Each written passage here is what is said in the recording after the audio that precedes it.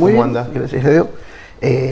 Lógicamente, un poco conmocionado por estos hechos que realmente después de 43 años de profesión me avergüenzan como auxiliar de la justicia, porque esta es la función que tenemos los abogados, ser auxiliares de la justicia, y me pregunto cuál es la justicia. Lejos está aquel principio de Ulpiano de dar a cada uno lo suyo, vivir honestamente y no dañar a los demás, porque acá se ha dañado y deliberadamente, sin ningún tipo de miramiento, a 8 personas, y más que a 8 personas, a 8 familias que realmente son inocentes. Perdón, son 7 porque es cierto que en el juicio, en el debate fue absuelto, y esto está demostrando justamente la irregularidad de este proceso. Fue absuelto uno de los imputados. Siempre fui un defensor de la justicia entrerriana, aún sufriendo yo situaciones personales de irregularidades de la justicia entrerriana. Pero lo de este fallo que hoy va a llevar la detención de 6 personas, realmente es uno de los hechos más bochornosos que he podido ver en mi trayectoria profesional de 43 años. Y esto no lo digo simplemente como abogado, porque sino realmente como auxiliar de la justicia. No es un alarde personal que voy a hacer, pero nunca le pedí a ninguno de los imputados un solo peso de honorario, sin perjuicio de que ellos en algún momento voluntariamente y espontáneamente me han arrimado algún dinero. Los estoy defendiendo por una cuestión de convicción, de necesidad pública, de que esas personas que son inocentes, que están acusadas de un delito totalmente inexistente, en base a absolutamente a ningún elemento de prueba que no sean las declaraciones de las presuntas víctimas, que cada vez que declararon lo hicieron distinto, realmente salgan en libertad y puedan recuperar su libertad. Ahora, doctor, ¿cuesta creer que todo se ha hecho mal entonces? Todo, absolutamente todo. Fernando, yo te puedo decir una cosa. Pero, a ver, porque hay que decir, después me dice, pero ¿cuántos jueces intervinieron en esta causa? ¿11, más o menos? Yo más o menos hice un conteo, y 10, 11 jueces. Intervinieron los 3 del Tribunal de Juicio, los 3 de la Cámara de Casación y 3 de la Sala Penal del Superior Tribunal de Justicia. Ahora no sabemos si realmente todos ellos miraron el expediente, porque la labor de la Sala Penal del Superior Tribunal de Justicia es realmente bochornosa. El hecho de que hayan tenido que demorar la detención de 3 de los imputados porque no se habían dado cuenta de que tenían otro defensor y que no lo habían notificado. No, eso es increíble. Realmente es increíble. Es decir, en estos tiempos que pase eso. Pregunto, ¿cuál es la lectura que le dieron a los memoriales que se presentaron fundando los recursos? Si no se dieron cuenta que había un memorial presentado por otro profesional que no éramos nosotros. Porque con el doctor Cuyen defendemos 3 de los imputados, pero hay otros 3 imputados que están defendidos por otra pareja de profesionales, por otro par de profesionales. Es como si no hubiesen leído, digamos, la presentación. Eso está demostrando que no lo leyeron. Ni siquiera tenían idea que a quienes tenían que notificar. Entonces esto es bochornoso realmente. Ahora, ¿todos se equivocaron? Yo creo que se equivocó el primero de los tribunales, y que a partir de ahí, por una cuestión corporativa, exclusivamente corporativa, se ha venido confirmando la sentencia. ¿Usted cree que se equivocó? Pero esto, y nuevamente te digo, lo digo por experiencia personal. Yo tuve que soportar personalmente una situación muy parecida, donde estuve condenado, se me condenó en última instancia en el Superior Tribunal de Justicia, me denegaron el recurso extraordinario, tal cual lo que ha pasado ahora. Y tuve que irme en queja a la Corte. Y, lógicamente, la Corte, tras darle un enorme reto a las autoridades judiciales entrerrianas, me hizo lugar a la queja, me hizo lugar al recurso extraordinario y volvió a restablecer la justicia que se había quebrantado. Estoy convencido que esto va a volver a suceder. Totalmente convencido, porque alguien tiene que ver la total irregularidad con la que se ha tramitado este expediente. Es realmente vergonzoso. Como decía anoche en la marcha, es decir, en base a que las presuntas víctimas decían que en determinado horario del 30 de marzo del 2012 estaban siendo torturados en el basural. Se les creyó, pese a que los libros del hospital demuestran que a la hora que ellos dicen que estaban siendo torturados en el basural, a esa hora estaban siendo atendidos en el hospital. El médico que los asistió en el hospital dice que efectivamente fueron estas personas que uno tenía ojos enrojecidos y tenía quemaduras de cigarrillo, que después se estableció por los propios imputados de que se las había hecho un amigo, y que el otro tenía 8 lesiones puntiformes, simétricas, pero nada más. Preguntado expresamente el médico que los atendió en el hospital si tenían, por ejemplo, lesiones en los testículos, dijo no. Uno de ellos dijo tener lesiones en los testículos y yo se los revisé y no tenía absolutamente nada. ¿Tenía alguna otra lesión? No, ninguna. Pero el tribunal dijo que porque seguramente en el hospital lo habían revisado superficialmente, el médico había dicho eso. Ahora, esto ocurre, Fernando, supuestamente los días 28, 29 y 30 de marzo del 2012. La denuncia es hecha el día 3 de abril, porque el 31 era domingo, perdón, el 1 de marzo era domingo, el 1 de abril era domingo, el lunes 2 era feriado por la Malvinas, y el martes 3 de abril se hace la denuncia. El médico de tribunales constata otras lesiones distintas que las que había visto el médico del hospital. Pero el propio médico de tribunales, el doctor Blasina, dice que esas lesiones tienen 48 horas de evolución, es decir, que fueron posteriores a los supuestos hechos que se relatan. Es el médico de tribunales el que está diciendo. La condena está fundada en esas lesiones en las que constató Blasina, pero claro, el dictamen de Blasina se toma por la mitad. Las lesiones fueron constatadas por Blasina, pero la antigüedad que tenían no coincidía para nada con las fechas en que los supuestos hechos se habían producido.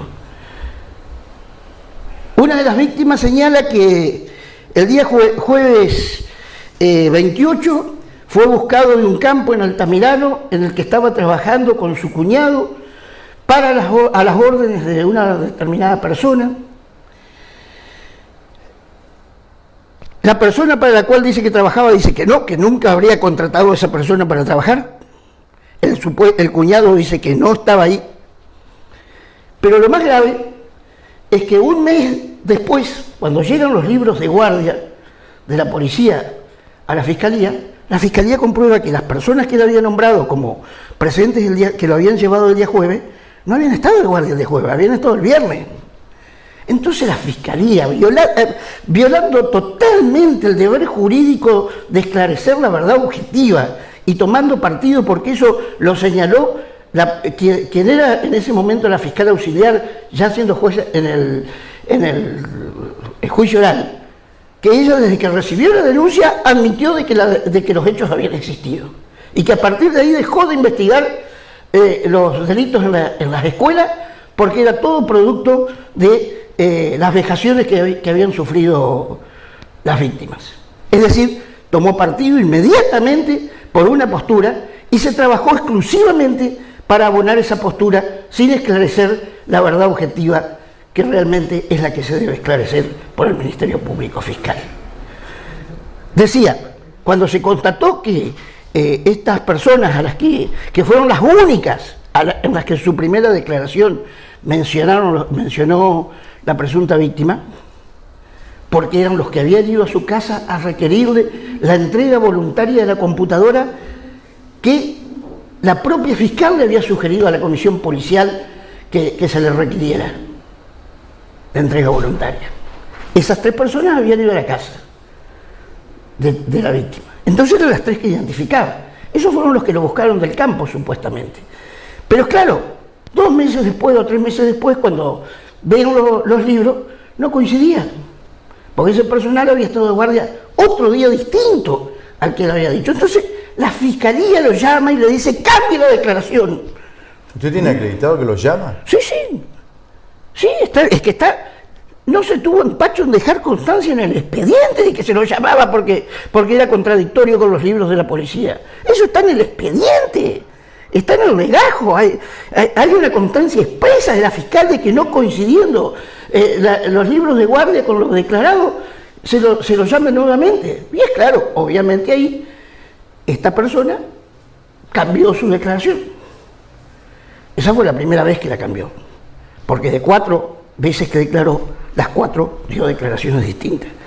La última es desopilante. Y digo que es desopilante porque fue la que se produjo en cámara Gesell ya en la etapa del juicio oral, porque dice que las lesiones fueron de tal grado que estuvo internado 3 días en el hospital porque le habían quebrado 3 costillas. El problema es que el hospital contesta que nunca estuvo internado, que lo único que pasó 15 minutos por el hospital el día 30 de marzo, es lo único que está sentado, que nunca tuvo costillas quebradas. Es más, tampoco hubo ninguna pericia que corrobora, ni siquiera, por eso digo, las lesiones constatadas por el doctor Brasina hablan de 3 costillas quebradas. Sin embargo, esta persona dice que se le quebraron 3 costillas y que estuvo 3 días internado. Esa es la persona que ha dicho la verdad, según los jueces, y que, por lo tanto, constituye el único elemento en base al cual se ha fundado la sentencia condenatoria. Porque después la sentencia se contraría con todos los demás elementos objetivos existentes en la causa. Ahora, doctor, la otra parte habla de que la causa fue armada, hablan de falsificación de firma, hicieron una... ¿La causa fue armada? Sí, posiblemente, a mí no me consta, ¿no es cierto? ¿A usted no le consta? A mí no me consta que haya sido armada. Lo que sí digo es que es una causa con una irregularidad total y donde hubo un prejuicio de antemano y un trabajo judicial tendiente a demostrar la culpabilidad de los imputados, aun cuando se contrariaron todas las pruebas de la causa. El resultado estaba establecido de antemano.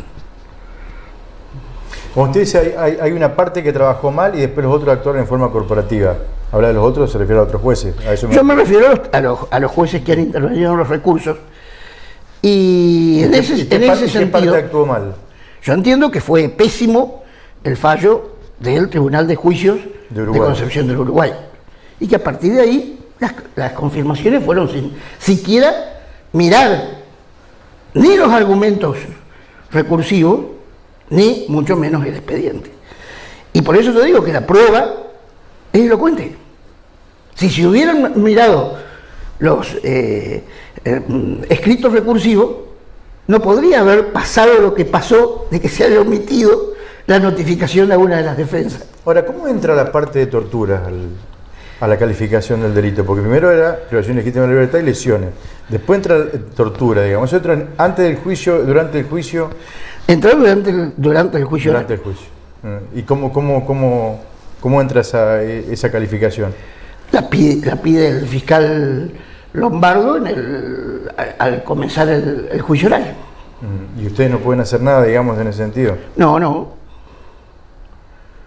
Mientras se nos haya corrido la vista correspondiente, lo que sí no podría haberla introducido es al finalizar el debate, porque en ese caso se habría afectado el derecho a la defensa en juicio. Pero mientras siga en el alegato de iniciación, es decir, antes de que se inicie el debate, como para que durante el debate la parte pueda defenderse de esa acusación más grave, no se produce ningún tipo de irregularidad. Por supuesto que nosotros vamos a hablar después con la gente, con la justicia, con quien estuvo como fiscal en aquel entonces, que llevó adelante la investigación. Vamos a intentar, por lo menos, lo vamos a invitar. ¿Usted cree que lo de Tala se hizo mal, digamos? Sí, obviamente. Que hubo una pésima investigación penal preparatoria, donde se trabajó exclusivamente y de antemano, pero esto no lo digo yo.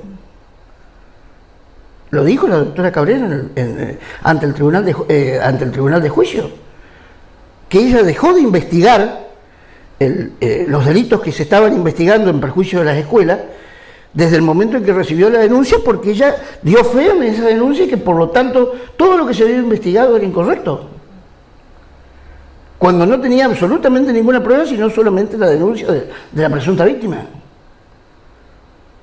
Pero por eso digo, la presunta víctima declaró 4 veces y en las 4 veces declaró cosas, pero no detalles, porque yo me puedo equivocar en el color del pullover que llevaba el funcionario policial, o en el color del móvil, o si los asientos, si me llevaron atrás o adelante. Pero no, es decir, son versiones totalmente distintas, al punto tal, por eso te digo, que en la última versión, que es desopilante, se habla de la quebradura de 3 costillas y 3 días de internación.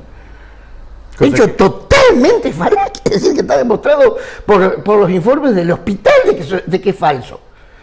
Y porque aparte, ellos, hasta ese momento nunca había mencionado esa posibilidad, y está descartada por el simple hecho de la denuncia. Porque si él hubiera estado 3 días internado, el 3 de abril estaba internado. Y él el 3 de abril estaba haciendo la denuncia. ¿Me explico? Es decir, son contradicciones muy groseras que no contradicen elementos subjetivos o meros dichos de testigos, contradicen pruebas objetivas, pruebas irrefutables. Ahora pregunto yo, en la primera versión se imputaba a otro funcionario policial que después lo sobreseyó en Tala, porque se demostró fehacientemente que esos días no había estado en Tala, que había estado en servicio, pero que había estado en comisión en Concepción del Uruguay. Primer sobreseído. Eso era falso. Entonces pregunto por qué es verdad. Lo demás, sí, eso era falso. En Concepción del Uruguay se debió absolver a otro imputado porque también se demostró que lo que se decía respecto de él era falso. Ahora, ¿cuál es la diferencia en base a la cual, si admitimos, y no nos podemos resistir, porque realmente es irresistible admitir la falsedad de los dichos respecto de estas 2 personas, respecto de los demás es cierto? Si todos los elementos objetivos lo contrarían. Pero en este juicio tuvimos la posibilidad de escuchar a un perito que dijo que seguramente los imputados no eran mendaces, no se advertía signos de mendacidad. Primero y principal, esa es una visión genérica hecha en base a entrevistas que no determina la veracidad o no de los hechos relatados, que deben ser probados por otros elementos. Pero esto lo dice un perito que ante el tribunal de juicio dice que la víctima le robó a ella cuando fue a las entrevistas, y que, interrogada expresamente, porque ese era un elemento muy importante, de si había hablado con la víctima sobre eso, le dijo que sí, que se lo había negado. Es decir, ella lo vio robar, ella lo encaró, le dijo que él no había robado, y en el juicio dice que no miente. A tal extremo llegó la arbitrariedad de lo que se ha visto en este proceso, Fernando. ¿Qué papel tuvo la Cámara Gesell en esto? Entiendo que si alguno tenía, era a favor de los imputados, porque es lo que te estoy diciendo, la declaración en Cámara Gesell fue de una falsedad total y demostrada nuevamente por elementos objetivos. Es decir, en Cámara Gesell fue donde la presunta víctima dijo que había sido fracturado en 3 costillas, que había estado 3 días internado en el hospital.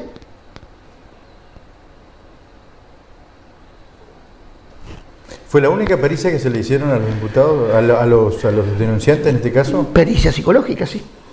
No otro tipo. No, la pericia médica del médico forense, que reitero, para nada se objeta el dictamen del médico forense, que es correctísimo. Bien. Porque precisamente el dictamen del médico forense es el que determina que esas lesiones no le fueron provocadas en los días que ellos dicen que lo fueron, sino que fueron profesamente provocadas con posterioridad para justificar la denuncia que se hace 2 días después. Porque la evolución que da el médico forense precisamente alude a días posteriores a los supuestos hechos. No se pudieron provocar nunca en los días en que se manifiesta por el denunciante. Usted hizo hincapié en la declaración del médico del hospital. No, hemos hecho hincapié en todo esto. Bueno, pero le quiero preguntar algo. ¿El médico del hospital fue convocado para declarar? No, porque era boliviano y ya no estaba en el país, no sabemos dónde está. Es decir, sí, había sido inicialmente convocado, ofrecido, pero no se lo pudo localizar porque había vuelto a su país. ¿Y la documentación fue secuestrada, digamos, como corresponde? Sí, pero de todos modos, la declaración del médico de guardia del hospital fue incorporada a pedido de la propia Fiscalía, es decir, que lo que el médico de guardia dijo,